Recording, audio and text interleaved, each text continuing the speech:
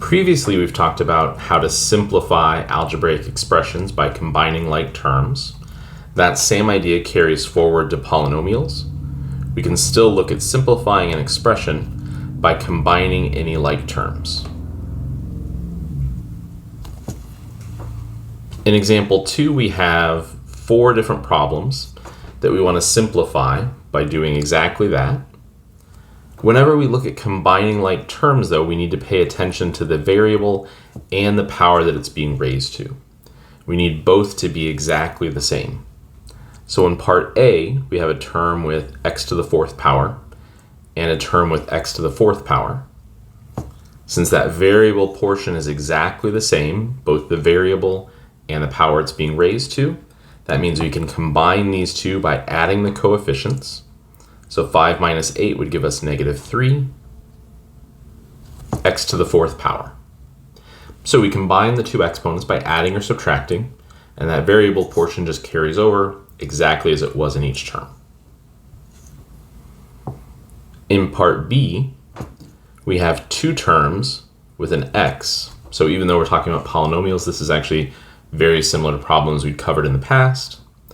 And then we have 1 term that's not a like term since it doesn't have that same variable component. So the 7 would remain unchanged, and then we would combine minus x minus 10x by adding those exponents together, keeping in mind that's really a coefficient of 1 there, to get minus 11x. In part C, all of our terms have a variable, but now we have to pay close attention to the power that variable is being raised to. We see the first term has x to the 3rd power, and so does the last term. That makes those like terms. But the other 2 terms both have x squared, meaning we can combine those two with each other, but not the first and last terms.